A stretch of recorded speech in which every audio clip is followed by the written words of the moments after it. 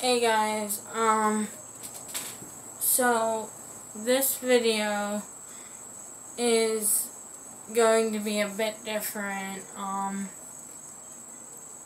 but before I get into the actual, what this video is about, aspect of things, I just would like to say that just to do a quick update thing, I am 2 months and 2 days as of today on T. I did my 8th T shot Friday and it's Sunday now, so no real changes to be, to be said or anything that I haven't already said before. So yeah, going into the nature of this video, I wanted to do, because I've seen people do this, stuff like this before, but I just really wanted to get more into my autism, the autism aspect of me, and, all of that, so I figured the better way to start going into that and delving into more of that aspect is to do a just sensory related video.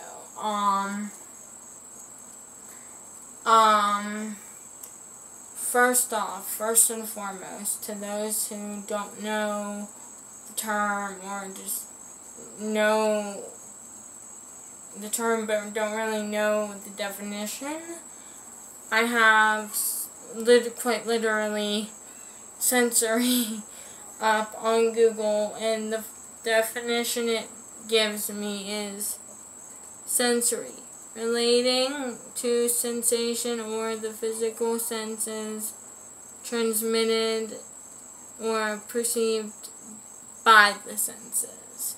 So basically speaking, and I'm going to look this up real quick. Basically speaking,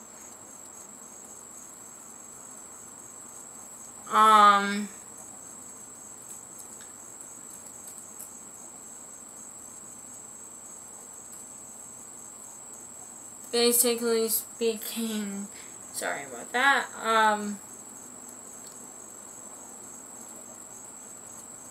the sensory is basically, in this context, your senses, input of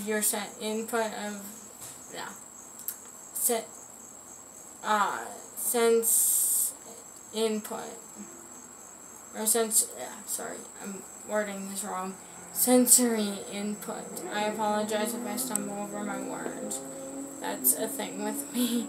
But sensory input is basically what it is.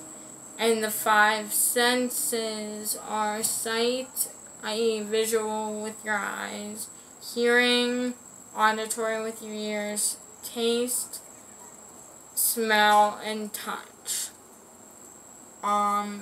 So basically speaking, on a, to put it on a layman's terms basis,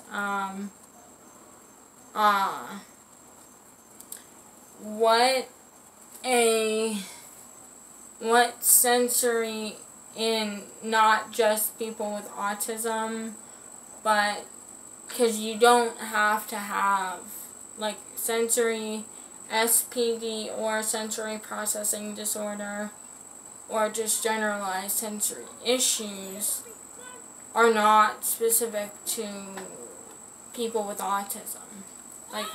You don't have to have autism to have these.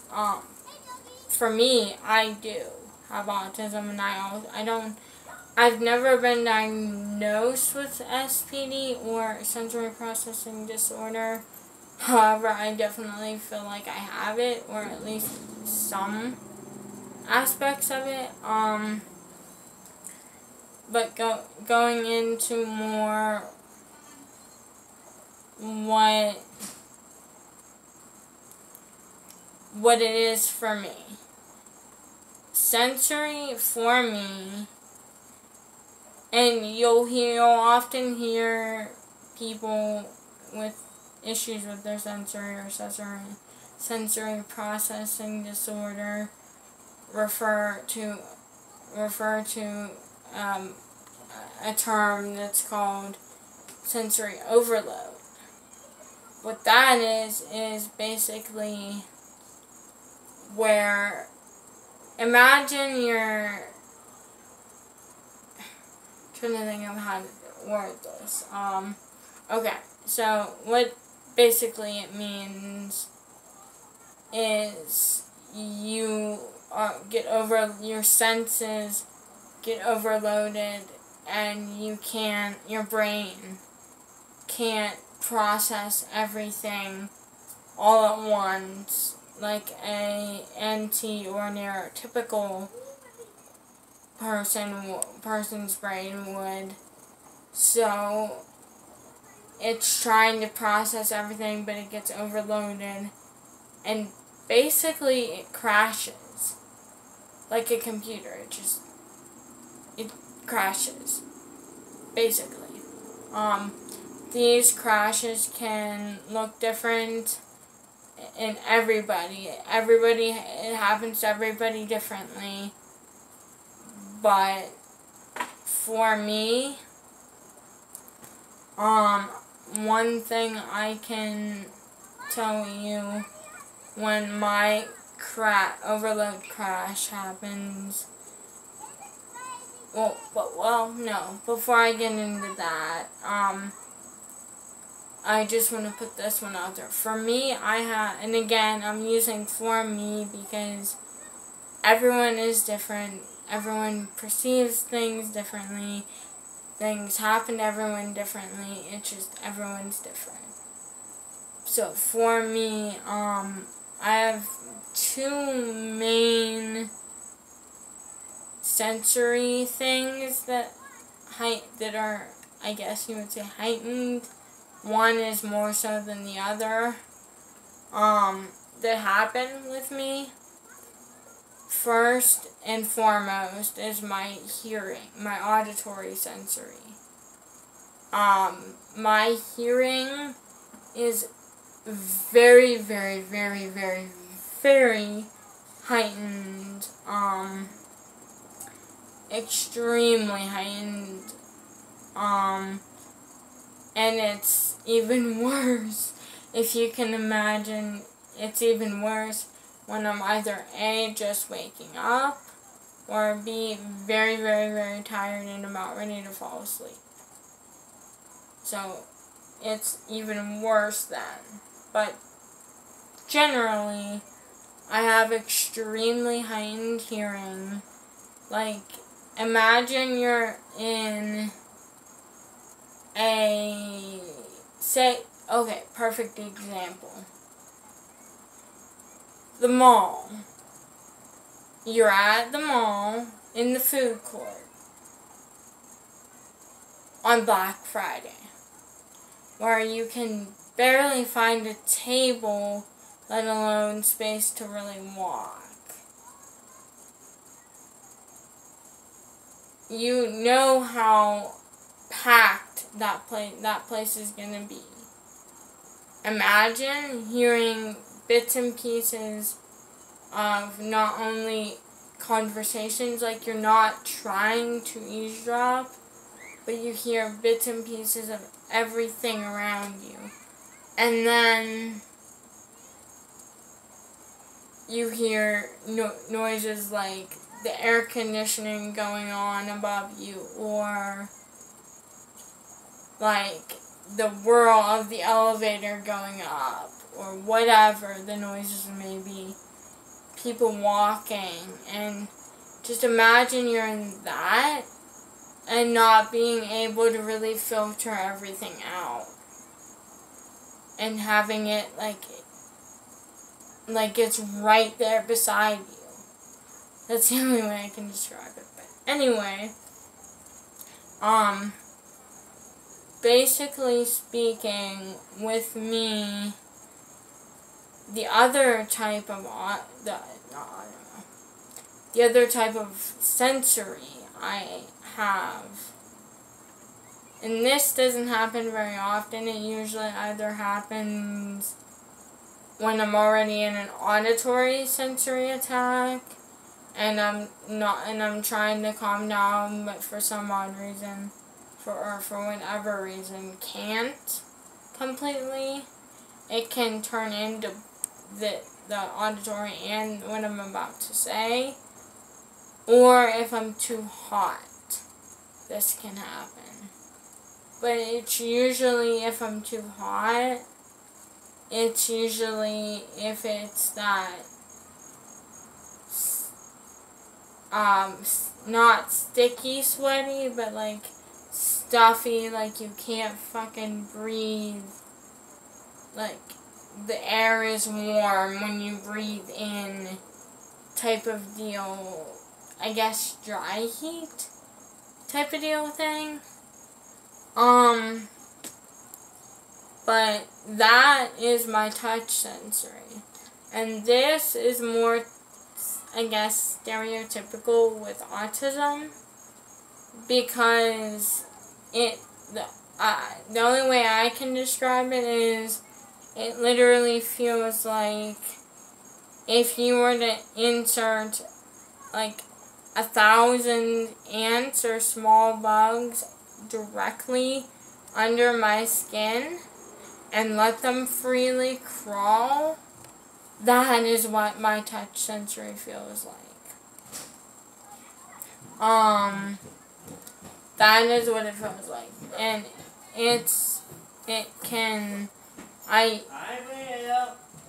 sorry, that's my roommates. But what it looks like. Going back to the auditory, or hearing sensory, which is the biggest one for me.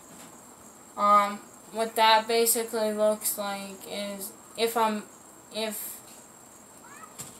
not quite in a full attack yet, but I'm trying to avoid one, the first thing you will see with me is, and this is so stereotypical, but it helps, and it's more of a reflex than anything, an honest reflex, is my hands will, whatever I'm doing, unless I'm like holding something and I can't do this, like I'm gripping something, and I honestly can't do it in that moment, if my hands are free,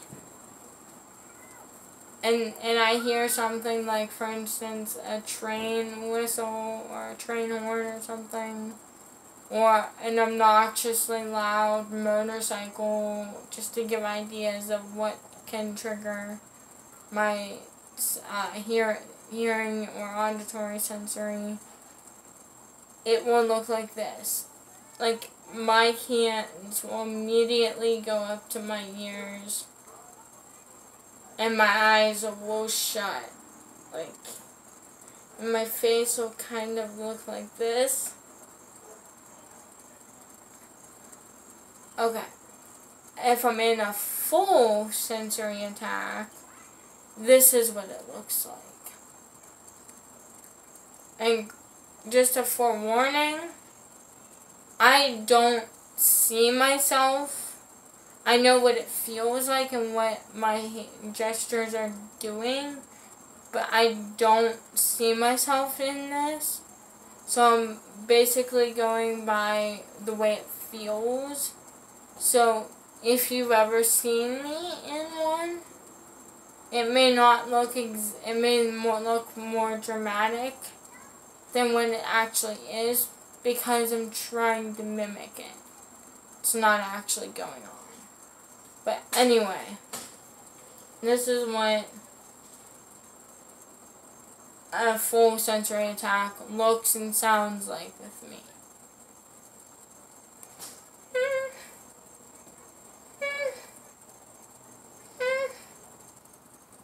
You get the gist. And my hands will go, like, in my hair and tug, and, like kind of like that, and, you know, just do that, and I will rock a lot. I will whine. Like, I have this, I guess you would say, specific whine. Well, or so my boyfriend tells me. But I guess I have this, like, specific whine that I do that he can tell immediately when I'm in sensory. And that's basically that. What touch sensory looks like with me is basically just I'm like madly scratching all over my body and just saying. I'm also kind of whining again, with like I would be in a auditory or hearing sensory, but I'm mainly scratching, and I repeat, get the bugs off me, get them off me, like repeatedly. So that's what that looks like. Now, to go into what I do to prevent sensory. Well, one thing with me, as soon as I can get it, there we go. One thing you will never, very, very, very, very rarely see me leave the house with, and if I leave the house at all without them, it's either I don't have them, which is also very, very rare, or I'm most likely going inpatient and can't have them. But these, I very, very, very, very, very rarely, if ever, leave the house without my earbuds. Because my earbuds and my phone are my two. I don't leave the house unless I have them, and your guys are on my phone, so otherwise I would show you that. Forgot that for a second. But these are a must with me.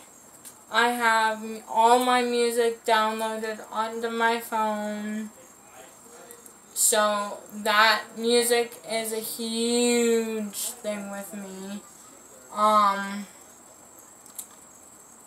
If I feel like I'm getting overloaded, I will if I can, I will try and go to a more quiet area and just try and calm myself down. Or if I can't, if I'm in a situation where there's nowhere to go that's any way or shape or form more quiet, or if I can't, just generally for whatever reason can't leave, again, my earbuds, I put those in, plug them into my phone, put my calming slash writing playlist, which is just basically all instrumentals. It's mostly Lindsay Sterling, her instrumental stuff that I don't have to focus on the lyrics, and stuff that the beat's not gonna send me more into an attack, you know. So I do that, and I blast that in my ears so as much as I can, to where the only thing I can hear is the music. How